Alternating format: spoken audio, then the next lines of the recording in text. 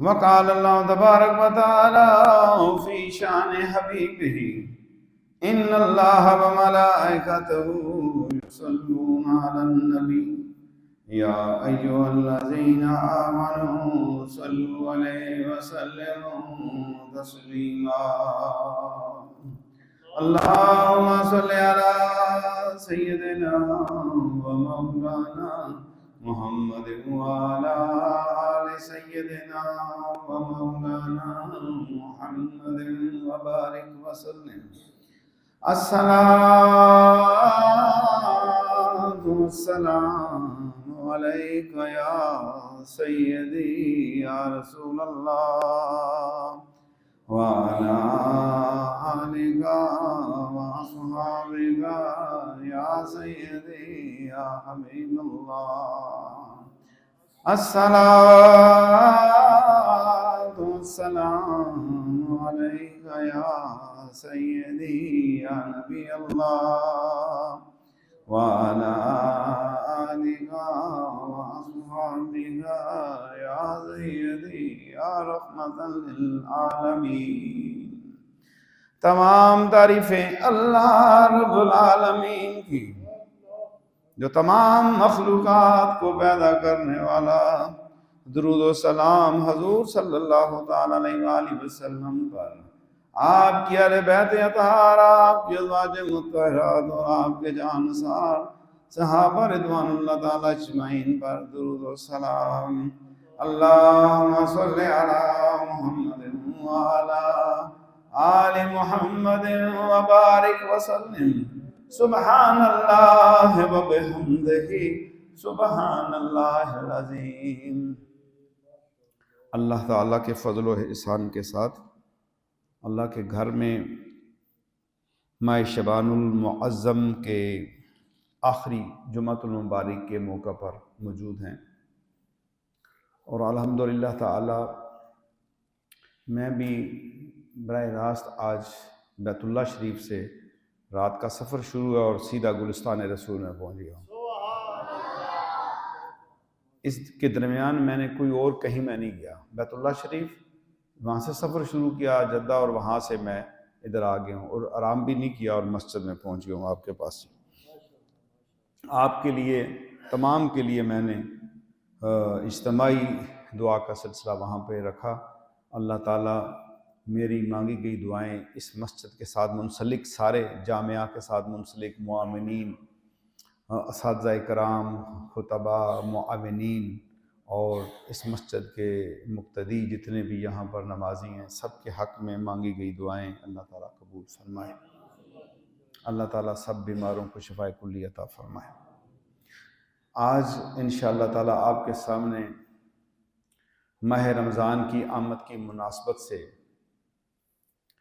حضور نبی کریم صلی اللہ تعالی علیہ وآلہ وسلم کا وہ خطبہ مبارک آپ کے سامنے رہ جائے گا، جسے حضور صلی اللہ تعالی علیہ وآلہ وسلم اپنی زندگی میں بہت اہتمام فرمایا کرتے تھے، اور اس حوالے سے میری تھوڑی سی گفتگو آپ کے سامنے رہے گی۔ امید ہے کہ اللہ تعالیٰ میری ان باتوں کو جو میں آپ کے سامنے قرآن و حدیث بیان کروں، مجھے بھی اور آپ کو بھی اس پہ عمل کرنے کی توفیق عطا فرمائے۔ یہ جو مقدس مہینہ آ رہا ہے، یہ اللہ تعالیٰ نے تمام اہل ایمان پر جو عاقل و بالغ ہے ان پہ فرض کیا ہے، اور اللہ تعالیٰ اس کے متعلق قرآن پاک میں ارشاد فرماتا ہے، ایمان والو تم پر روزے فرض کیے گئے جیسے اگلے پہلی امتوں پر فرض کیے گئے تھے، تاکہ تم پرہیزگار بن جاؤ، متقی بن جاؤ، تمہیں پرہیزگاری ملے، لعلکم تتقون، تاکہ تمہیں پرہیزگاری ملے۔ تو اللہ تبارک و تعالی نے یہ روزے ہمارے اوپر فرض کیے۔ اللہ تعالی ہمیں ماہ رمضان کے مکمل روزے رکھنے کی توفیق عطا فرمائے۔ میرے آقا نبی کریم صلی اللہ تعالی علیہ وآلہ وسلم رمضان المبارک کی آمد پر صحابہ کرام رضوان اللہ تعالی اجمعین کو جمع کر کے جو خطبہ ارشاد فرمایا کرتے تھے، جو اس آنے والے مہینے کی شان کے مطابق تھا، اور اسے استقبال خطبہ رمضان المبارک بھی کہا جاتا ہے۔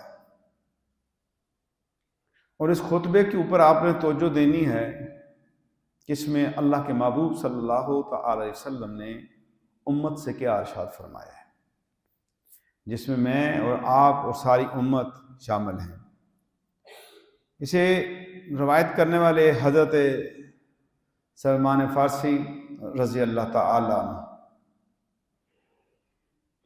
میرے آقا نبی کریم صلی اللہ علیہ وسلم کا ارشاد مبارک، اے لوگو، تم پر ایک عظمت اور برکت والا مہینہ سایہ فگن ہو رہا ہے۔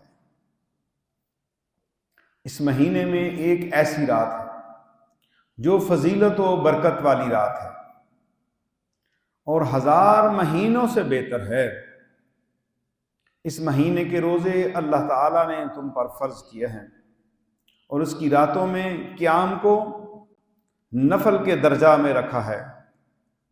اور اس مہینہ میں جو شخص قرب خداوندی حاصل کرنے کے لیے، اللہ عز و جل کا قرب حاصل کرنے کے لیے نیکی کا کوئی ایسا کام کرے گا جس کی حیثیت نفل کی ہے، تو اس کو اس کا اجر و ثواب فرض کے برابر ملے گا، اور جو فرض ادا کرے گا اس کا ثواب عام دنوں کے 70 فرضوں کے برابر ملے گا۔ میرے آقا صلی اللہ علیہ وسلم آگے ارشاد فرماتے ہیں، یہ صبر کا مہینہ ہے اور صبر کا صلہ جنت ہے۔ یہ ہمدردی اور غمخواری کا مہینہ ہے۔ اس مہینہ میں مومن بندوں کا رزق بڑھا دیا جاتا ہے۔ جو اس مہینہ میں کسی روزہ دار کو روزہ افطار کرائے، اس کے گناہ معاف ہو جائیں گے، اس کو آتش دوزخ سے نجات ملے گی، اور اس کو اس عمل کا اجر و ثواب روزے دار کے برابر ملے گا، اور خود روزے دار کے اجر میں بھی کوئی کمی نہ کی جائے گی۔ آپ صلی اللہ تعالی وسلم سے عرض کیا گیا، اے اللہ عز و جل کے پیارے رسول صلی اللہ تعالی علیہ وآلہ وسلم، ہم میں سے ہر ایک کے پاس تو سامان افطار نہیں ہوتا، یعنی افطاری کرانے کے لیے سامان نہیں ہوتا۔ آپ صلی اللہ علیہ وسلم نے فرمایا ہے کہ اللہ تعالیٰ یہ اجر و ثواب اس آدمی کو بھی دے گا جو دودھ کی تھوڑی سی لسی اور پانی کے ایک گھونٹ پر کسی روزے دار کے روزے کو افطار کرا دے، اور جو شخص کسی روزے دار کو پیٹ بھر کھانا کھلا دے، اس کو اللہ تعالیٰ میرے حوض کوثر سے پانی پلائے گا، اور پھر اسے پیاس نہ لگے گی جہاں تک کہ وہ جنت میں داخل ہو جائے گا۔ میرے آقا نبی کریم صلی اللہ تعالی وسلم ارشاد فرماتے ہیں، اس مہینہ کا پہلا حصہ رحمت ہے، درمیانی حصہ مغفرت ہے، اور آخری حصہ دوزخ کی آگ سے نجات ہے۔ جو شخص اس مہینہ میں اپنے غلام و خادم کے کام میں تخفیف اور کمی کر دے گا، اللہ تعالیٰ اس کے گناہوں کو معاف فرما دے گا اور دوزخ کی آگ سے نجات بخش دے گا۔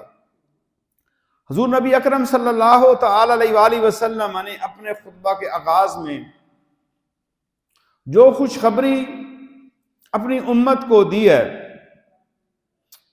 وہ یہ ہے کہ ماہ رمضان میں ایک رات ایسی ہے جو اپنی فضیلت و عظمت میں ہزاروں مہینوں سے زیادہ بہتر ہے۔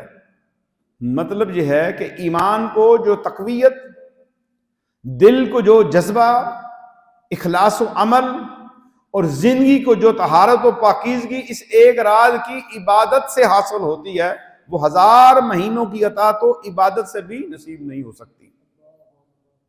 اور قرب الہی کی جو منزلیں بندہ اس ایک رات میں طے کر لیتا ہے، وہ 1000 مہینوں میں بھی طے نہیں کر سکتا۔ قرب خدا بندی، معرفت خدا بندی، رضائے خدا بندی، محبت خدا بندی، عشق خدا جو ہے، یہ حاصل کرنے کے لیے جو ریاضتیں کی جاتی ہیں، جو سالوں سال جو ہے سالکین طریقت اس راہ پہ چلتے ہیں، وہ اس ایک رات میں ہی جاگ کر عبادت کر کے اللہ کا وہ قرب پا لیتے ہیں۔ اس لیے میں آج اس کے اوپر زور دے رہا ہوں کہ ابھی مہینہ پیچھے ہے اور آخری عشرے میں وہ رات آنی ہے۔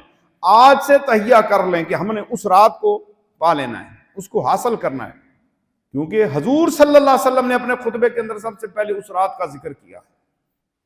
آج سے ہی یہ ارادہ کریں کہ جن کے پاس وقت ہے وہ آخری عشرے کا اعتکاف کریں گے اور اس رات کو حاصل کریں گے۔ جو اعتکاف حاصل نہیں کر سکتے تو وہ ان طاق راتوں کے اندر اللہ تبارک و تعالیٰ کی عبادت کریں گے۔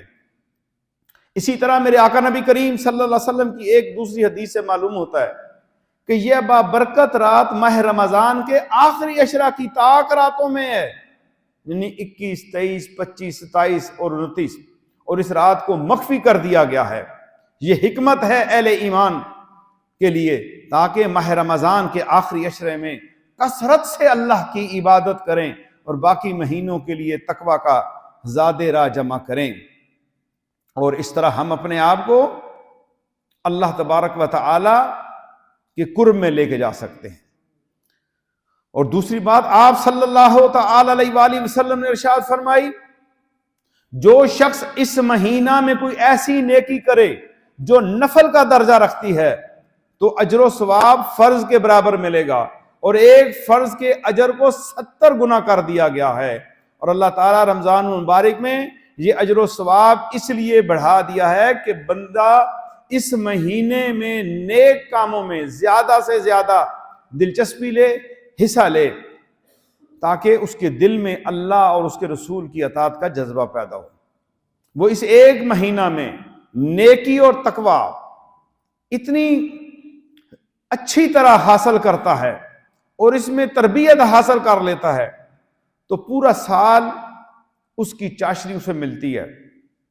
اس طرح سال بھر وہ ایک تربیتی لحاظ کے ساتھ پاکیزہ زندگی گزارتا ہے۔ وہ بندہ، وہ ایک ماہ کی جو تربیت اس کی ہو جاتی ہے، اس طرح اس کا پورا سال ایمان اس کا زندہ و جاوید رہتا ہے، تازگی رہتی ہے، اور وہ اپنے آپ کو اسلامی تعلیمات کے سانچے میں ڈھال دیتا ہے۔ آج میں یہاں پر آپ کو ایک بات سمجھانا چاہتا ہوں۔ آپ نے یہ سنا کہ نفل پڑھیں گے تو اس کو ثواب جو ہوگا فرض جتنا ملے گا، اور فرض جو پڑھے گا تو اس کو ثواب کتنا ملے گا؟ 70 فرضوں کا۔ اب یہاں پر عمومی طور پہ علماء اس بات کو واضح کریں گے، اور میں یہاں پہ واضح کرنا چاہتا ہوں، ہم صرف یہ فرض سمجھتے ہیں کہ جو نماز ہم پڑھ رہے ہیں، یاد رکھیے گا یہ اس کے علاوہ بھی فرائض ہیں جو رمضان کے اندر پورا کرے گا۔ ایک مومن پہ کیا کیا فرض ہے، وہ فرائض جب رمضان میں پورے کرے گا تو 70 فرضوں کا اجر ملے گا۔ مثال دیتا ہوں، زکوٰۃ اس پہ فرض ہے اور وہ یہ فریضہ اس نے رمضان میں ادا کیا، اب جو ہے اسے 70 گنا اس کی فضیلت بڑھ گئی۔ علوم دینیہ میں کچھ علوم فرائض ہیں جن کو سیکھنا فرض ہے، اور کچھ واجبات ہیں جن کو جاننا بہت ہی ضروری ہے، اور کچھ ایسے علوم ہیں جو والدین اپنی اولاد کو بالغ ہونے کے ساتھ سکھانا ان کے اوپر بھی فرض ہو جاتا ہے۔ اگر ایسے علوم کو ماہ رمضان میں سیکھتا ہے جو فرض ہیں، جتنی دیر وہ سیکھتا ہے، جو علم سیکھ رہا ہے وہ عام دنوں میں سیکھے تو اس ایک فرض علم سیکھنے کا ثواب ملے گا، اور جب رمضان کے اندر سیکھے گا تو اسے 70 فضیلتیں ملیں گی، 70 درجے بڑھ کے اس کو ثواب ملے گا۔ اسے کوئی صرف نماز کے اوپر جو ہے قیاس نہ کرے کہ نماز فرض ہوگی تو 70 نمازیں، باقی فرائض بھی۔ تو جو لوگ فرائض نمازیں سمجھتے ہیں تو انہیں اب دوسری طرف بھی سمجھنا ہوگا کہ ہم نے اس رمضان میں دیگر فرائض بھی پورے کر رہے ہیں۔ حضور نبی کریم صلی اللہ تعالی علیہ وآلہ وسلم نے اپنے خطبہ میں اہل ایمان کو تمام فرائض ادا کرنے پہ ابھارا ہے. یہاں پر اس خطبے پہ توجہ دینی ہوگی.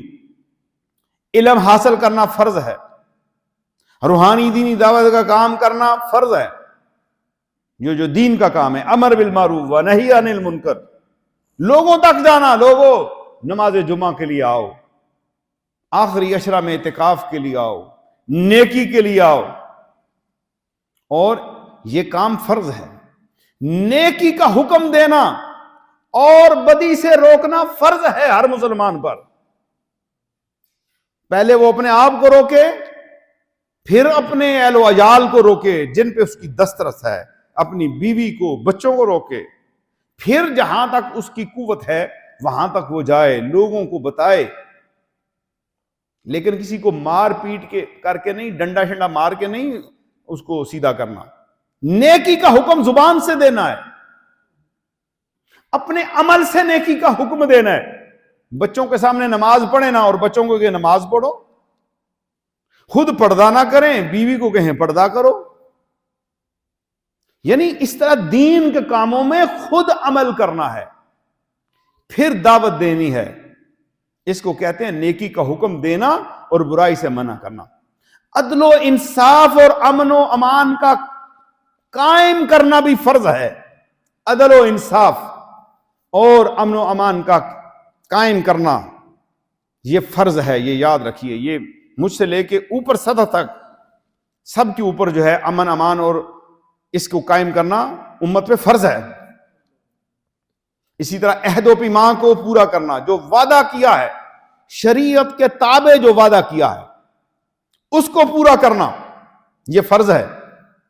ماں باپ کی خدمت کرنا بچوں پر فرض ہے. یہ یاد رکھیے گا، کیونکہ نص قرآن سے والدین کا ذکر کئی جگہوں پر قرآن میں ملتا ہے. اسی طرح اولاد کی پرورش، اولاد کو پالنا، اسے تعلیم دینا، حلال و حرام کے علوم سکھانا، رشتہ داروں کے حقوق پورے کرنا، یتیم و مسکین اور تمام مخلوق خدا کے حقوق ادا کرنا، یہ فرائض میں شامل ہے. نماز فرض ہے، روزہ فرض ہے، زکوٰۃ فرض ہے، حج فرض ہے، اور جہاد بھی فرض ہے. جب وقت آ جائے، جیسے اب فلسطین پہ ظلم ہو رہا ہے، غزہ پہ ظلم ہو رہا ہے اور اسلامی حکمران خاموش بیٹھے ہیں، یہ فرض ہو چکا ہے امت پہ. یہ میں نے آپ کو مختصر چیزیں بتائی ہیں. نماز کے علاوہ جو چیزیں ہم پر فرض ہیں. اسی طرح نفل سے مراد نفلی نمازیں ہی نہیں ہیں. نفلی نمازیں اپنی جگہ پہ وہ پڑھیں گے، بلکہ اس سے وہ تمام اسلامی اعمال داخل ہیں جن کا درجہ فرض کا نہیں ہے بلکہ نفل کا ہے. میں اب آپ کو بتاتا ہوں فرض کیا ہوتا ہے اور نفل کیا ہوتا ہے. فرض وہ ہے جو اللہ کی طرف سے عائد ہو جائے، جیسے میں نے یہ موٹی چیزیں آپ کے سامنے بیان کی، نماز، روزہ، حج، جہاد، زکوٰۃ، اور اسی طرح والدین کے حقوق، رشتہ داروں کے حقوق، یتیموں کے حقوق، بیواؤں کے حقوق، امن و امان قائم کرنا، عدل و انصاف دینا. ٹھیک ہے، یہ اسلامی ریاست کے اندر ہر مسلمان پر فرض ہے. اور نفل کسے کہتے ہیں؟ ایسا عمل کرنا جو آپ پہ فرض بھی نہیں ہے، آپ پہ واجب بھی نہیں ہے، آپ پہ سنت کے لحاظ سے بھی نہیں ہے، لیکن آپ اسے اللہ کی رضا کے لیے کر دیتے ہیں، اللہ کی رضا کے لیے کرتے ہیں. اس کام کو نفل کہا جاتا ہے جو اللہ کی رضا کے لیے. آپ پر شریعت نے پابندی نہیں لگائی، نص قرآن نص حدیث سے آپ کے اوپر پابندی نہیں ہے، گرفت نہیں ہے. آپ مثال دیتا ہوں، آپ راستے میں جا رہے ہیں، راستے میں جاتے ہیں، راستے میں پتھر پڑا ہوا ہے، شیشے کی بوتل پڑی ہوئی ہے، کوئی لوہا پڑا ہوا ہے، کوئی کیل پڑا ہوا ہے. آپ اسے اٹھا کے سائڈ پہ کر دیتے ہیں کہ یہ کام یہ یہاں پر پڑا ہے، حادثہ ہو جائے گا، بندہ گر جائے گا، کوئی زخمی ہو جائے گا، کسی کا پاؤں زخمی ہو جائے گا، یہ کام آپ پر، جب آپ نے یہ کام کر لیا، آپ نے ایک نفلی کام کیا ہے، نفلی عبادت کی ہے. یہی کام عام دنوں میں کریں گے تو آپ کو اس کا ایک اجر ملے گا. رمضان میں کریں گے، نفلی کام تھا، فرض جتنا اجر مل جائے گا. سمجھ آ رہی ہے آپ کو؟ یعنی فرائض اور آپ کے جو نوافل ہیں اس کے اندر جو ہے میں آپ کو ذمہ داریاں سمجھا رہا ہوں. اپنے فرائض منصبی کو بآسن خوبی انجام دینے کے لیے اصل ڈیوٹی سے زیادہ وقت دینا، ملازم اور مزدور کو اس کی محنت سے زیادہ معاوضہ دینا، کم منافع پر اشیاء فروخت کرنا، ڈاکٹر حکیم کا غریب مریضوں کو مفت دوائیات دینا، روحانی دینی دعوت اور جہاد میں جان و مال اور وقت کی فرض سے زیادہ قربانی دینا، علم سیکھنے اور سکھانے کے لیے اپنے آرام کا خیال نہ کرنا، اور دین کا جذبہ پیدا کرتے ہوئے جو ہے اپنے آرام والے لائف جو ہے، جو آپ کے اوقات ہیں جس میں ریسٹ کر رہے ہیں، اس میں بھی آپ کسی بھوکے اور پیاسے کے پاس جا رہے ہیں، کسی بیوہ اور یتیم کے پاس جا رہے ہیں، کسی کی مدد کے لیے جا رہے ہیں، جبکہ اب آپ پہ یہ فرض نہیں تھا، اس کے باوجود جا رہے ہیں. تو یہ ساری کی ساری چیزیں جو نفل میں آتی ہیں، اب جب رمضان میں آپ کریں گے تو یہ آپ کو فرض کے برابر اجر و ثواب ملے گا. اور اسی طرح نفلی نمازوں اور روزوں پر ہی اکتفا نہیں کرنا چاہیے بلکہ تمام فرائض کو ادا کرنا ہے. اس طرح نفلی خیرات و صدقات اور اذکار اور اوراد کو کافی نہیں سمجھنا، بلکہ دوسرے نفلی کاموں اور نیکی کے کاموں کا بھی اہتمام کرنا ہے. صرف یہ نہیں کہ باپ مسجد میں آ گیا اب میں نے یہاں پہ نفل ہی پڑھنے ہیں اور میرا کام ہے ہی نہیں. یاد رکھیے اللہ کی مخلوق کی خدمت کرنا یہ انسان میں تقوی پیدا کر دیتا ہے، یہ انسان کو اللہ کے قریب کر دیتا ہے، یہ انسان کو اللہ کی رضا عطا کر دیتا ہے. یہ عمل لوگوں کی خدمت کرنا اللہ کے قریب لے جاتا ہے. لوگوں کی خدمت کرنا انسان کو جہنم کی آگ سے بچا دیتا ہے. لوگوں کی خدمت کرنا پل صراط سے گزارنے میں مدد کر دیتا ہے. اور لوگوں کی مدد کرنا، بھوکے اور پیاسوں کو کھانا کھلانا، پانی پلانا، قیامت والے دن حوض کوثر سے صاحب کوثر کے ہاتھوں سے پانی ملے گا. یعنی یہ وہ کام ہیں جو نفلی کام تھے جو ہم نے کرنے ہیں اور جس سے امت دور ہو رہی ہے. میرے عزیزو، امت کو ان نفلی کاموں کی طرف آنا ہے. اور اس خطبہ میں حضور صلی اللہ تعالی وسلم نے فرمایا یہ صبر کا مہینہ ہے. اور صبر کے معنی کیا ہیں؟ خدا کی اطاعت و بندگی کے لیے اپنی خواہشات کو ختم کر دینا اللہ کی رضا کے لیے. صبر کس کو کہتے ہیں؟ اللہ کی رضا کے لیے اپنی خواہشات کو قتل کر دینا، مار دینا اور اللہ کی مرضی کے تابع کر دینا، اس کو صبر کہتے ہیں. اور برے حالات میں، غربت کے حالات میں، بیماری کے حالات میں، مصیبت کے دنوں میں دین پر قائم رہنا. مصیبت آئے، تکلیف آئے، بیماری آئے، دین پہ قائم رہنا ہے، دین کی منشا کو پورا کرنا ہے، اساس دین کے اوپر پہرا دینا ہے، شعار اسلام کے اوپر پہرا دینا ہے، ناموس رسالت کے اوپر پہرا دینا ہے، ناموس قرآن کے اوپر پہرا دینا ہے، اپنی خواہشوں کو مارنا ہے. پھر جب اپنی خواہشوں کو مارتا ہے بندہ تو پھر اس کے علاوہ پھر وہ جانی اور مالی قربانیاں دیتا ہے، مصائب اور مشکلات کو برداشت کرتا ہے. ظاہر ہے روزہ اسی صبر و تحمل کی ایک تربیت کا بہترین امتزاج ہے. سحری کے وقت نیند کا غلبہ ہوتا ہے، لیکن ایک مسلمان اپنی نیند کو قربان کرتا ہے، سحری کے لیے اٹھتا ہے. دن کے وقت بھوک اور پیاس لگتی ہے لیکن وہ صبر کرتا ہے اور کھانے پینے کی طرف ہاتھ نہیں لے کے جاتا. وہ خواہش نفس سے مغلوب ہونے کے بجائے اس کو قابو میں لے لیتا ہے، اس پہ کنٹرول کر لیتا ہے، اس کو اپنے انڈر کر لیتا ہے، اس کے تابع نہیں ہوتا بلکہ نفس کو، خواہشوں کو جو ہے اپنے تابع کر دیتا ہے اور وہ نفس کو گھوڑا بنا کے اس کے اوپر سوار ہو جاتا ہے اور کہتا ہے کہ اے نفس، میں نے تیری بات نہیں مانی، میں نے اپنے رب کو ماننا ہے۔ اسی طرح فکر و خیال آنکھ، کان، زبان، ہاتھ پاؤں کو حرام کاموں کی طرف بڑھنے سے روکتا ہے، لیکن وہ ان کو کس طرح روکتا ہے کہ وہ صبر کرتا ہے۔ آنکھ چاہتی ہے کہ میں کچھ دیکھوں، لیکن کہتا ہے نہیں، ہے آنکھ تو برداشت نہیں کر سکے گی جہنم کی آگ۔ تو اس طرح پورے مہینے میں وہ ایک ایکسرسائز کر رہا ہوتا ہے، وہ بنس وہ کام کر رہا ہوتا ہے، وہ اپنے اعضاء کو سکھا رہا ہوتا ہے۔ تو اس طرح وہ صبر کے ایک بہترین درجے کو پا لیتا ہے۔ میرے آقا کریم صلی اللہ علیہ وسلم کے فرمان کا یہ مفہوم کہ یہ مہینہ ہمدردی اور غمخواری کا مہینہ ہے۔ ہر روزہ دار کو روزہ رکھ کر یہ اندازہ ہوتا ہے کہ بھوک کتنی تکلیف دہ چیز ہے۔ ذرا اس گرمی کے اندر، اس بھوک کے اندر اس دفعہ ذرا خیال کرنا کہ غزہ کے مسلمانوں پر اور ان بچوں پر کیا بیت رہی ہے،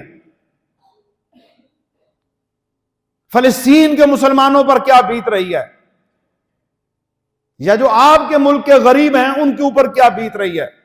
بڑی بڑی ساریاں کھانے والوں، بڑے بڑے افطار کے پارٹیاں کرنے والوں، ہوٹلز کے اوپر 20-20 ہزار کی پر ہیڈ افطاری کرنے والوں، ہو سکتا ہے کہ تمہارے محلے میں کسی کے پاس ایک کھجور بھی نہ ہو کھانے کے لیے۔ بڑے بڑے افطار جو ہے وہ ڈنر چل رہے ہوتے ہیں، افطار کے پروگرام، سحریوں کے پروگرام، 20-20 ہزار کا پر ہیڈ جو ہے میرے سننے میں آیا کہ یہ دیا جاتا ہے۔ لیکن ہمیں اس چیز کا احساس نہیں ہے کہ رمضان کے بعد ایک وہ دن آنا ہے جس میں خوشی کا دن ہوگا، جسے عید کہتے ہیں۔ وہ 20 ہزار کی ایک جو افطاری ہم کروا رہے ہیں، اور وہ بھی ان لوگوں کو کرا رہے ہیں جن کے پاس اربوں خربوں روپیہ ہے، اس میں ایک بھی غریب نہیں ہوتا۔ مجھے کوئی بتائے کہ کانٹینیٹل ہوٹل کے اندر یا دیگر جگہوں کے اوپر جا کے جو ہے وہاں پر جو افطار پارٹیاں کی جاتی ہیں 20-20 ہزار، 15-15 ہزار کی، ان میں کوئی غریب بندہ دکھائیں کہ اس کے اندر شامل ہو۔ ہر بندہ آنے والا گاڑی پہ آئے گا، ٹھیک ٹھاک مہنگی گاڑی پہ آئے گا، اس کی جیب میں بھی 40-50 ہزار روپیہ ہوگا، اور امیروں کو ہی افطاریاں کرائی جا رہی ہیں۔ کراؤ اپنی افطاریاں، امیروں کو بھی کراؤ، کیونکہ اس میں کوئی پابندی نہیں ہے شریعت کے اندر، امیر ہے یا غریب ہے، سب کو افطاریاں کراؤ، ضرور کراؤ افطاریاں، لیکن اپنے محبوب کی امت کے ان لوگوں کا بھی خیال کرو جنہیں کوئی دعوت دینے کے لیے تیار نہیں ہے، جنہیں پاس بٹھانے کے لیے کوئی تیار نہیں ہے۔ تو آپ بڑھ چڑھ کر اس میں حصہ لیں، اس کام کو آگے بڑھائیں، اور غمخواری کا جو مہینہ جس کو میرے حضور نے فرمایا ہے، وقت ہو گیا 5 منٹ کیونکہ خطبہ مکمل کر رہا ہوں، کہ غمخواری کو بڑھانا ہے آگے۔ میں آپ کو بتاتا ہوں عملی زندگی کیا ہے۔ آپ ایک دفعہ اللہ کی راہ میں دے کے دیکھیں، دے کس کو رہے ہیں، سودا کس کے ساتھ ہے؟ نوالا بندے کے منہ میں جا رہا ہے، لیکن یہ سودا اللہ کے ساتھ ہے۔ کپڑے بندے کو پہنائے جا رہے ہیں، لیکن سودا اللہ کے ساتھ ہے۔ کھانا بندے کو کھلایا جا رہا ہے، سودا اللہ کے ساتھ ہے۔ اور جس نے اللہ کے ساتھ سودا کیا ہے وہ کبھی خسارے میں رہ سکتا ہے؟ نہیں رہ سکتا۔ لوگوں اپنے رب کو راضی کرو۔ رب کس چیز سے راضی ہوتا ہے؟ اس کے بندوں کا خیال کرو۔ ایک روٹی ہے، اس کے بھی 4 ٹکڑے کر سکتے ہیں۔ کوئی یہ نہ سمجھے کہ میں غریب ہوں۔ یہ پوچھا جائے گا کہ تیرے پاس تو 2 کھجوریں تھی، تو نے کیا کیا؟ صحابہ کے عمل سے ملتا ہے کہ ایک کھجور کے کئی ٹکڑے کر دیے، صحابہ نے منہ میں رکھ کے اس کو چوس لیا۔ ایک کھجور کو کئی صحابہ نے چوس لیا۔ ایسی غربت کا حالت تھا۔ آج تو وہ حالات رہے ہی نہیں ہیں، غربتیں اس حالت کی نہیں رہی۔ تو میرے عزیزوں، بڑھیے اس کام کو آگے لے کے جائیے، ہاتھ سے ہاتھ میں لائیے، ایک دوسرے کے معاون و مددگار ہو جائیے۔ رمضان المبارک کا مہینہ آ رہا ہے اور اس میں خوب اپنے آپ کو جو ہے آگے بڑھائیے۔ انشاءاللہ ماہ رمضان جو ہے اللہ کے ذکر کے ساتھ جو ہے افطار کا پروگرام بھی انشاءاللہ یہاں پر ہوگا، اور اس میں علوم فرائض بھی بتائے جائیں گے اور ذکر بھی بتایا جائے گا، مسنون دعائیں بھی بتائی جائیں گی، غم خواری کے طریقے بھی امت کے ساتھ وہ بتائے جائیں گے۔ اور انشاءاللہ 30 روزہ رمضان المبارک میں یہ اعلان کرتا ہوں پوری امت مسلمہ کے لیے، وہ فرد جہاں بھی رہتا ہے اس کے لیے انشاءاللہ ماہ رمضان المبارک میں انشاءاللہ ہم اپنی حیثیت کے مطابق، اللہ کی دی ہوئی توفیق کے مطابق جو ہے یہاں پر افطار کا انتظام کریں گے انشاءاللہ تعالی میرے رب کی مدد کے ساتھ، میرے رب کی عنایت کے ساتھ یہ اہتمام ہوگا، اور اس میں آپ کو میں ایڈوانس دعوت دیتا ہوں کہ آپ اس میں تشریف لائیں۔ انشاءاللہ ہم اپنی طاقت کے مطابق، اپنی بساط کے مطابق جو ہے اس میں آپ کی خدمت ضرور کریں گے، اور آپ اس عمل کو آگے بڑھائیے، جہاں جہاں تک آپ نے آگے جانا ہے اس میں کیجئے۔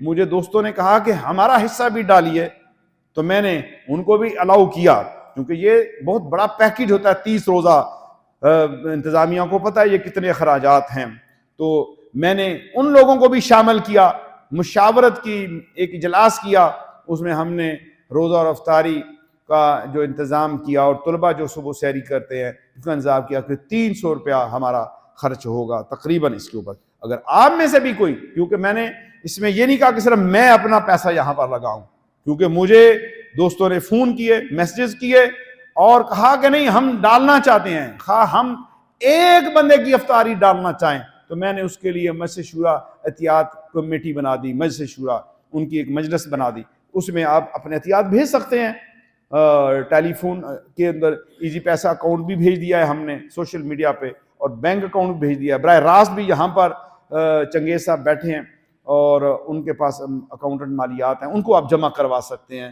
میں نے اپنے عطیہ بھی جو ہے ان کو جمع کروا دیا۔ انشاءاللہ ہم بڑے اچھے طریقے سے، احسن طریقے سے جو ہے اس سسٹم کو لے کے جائیں گے۔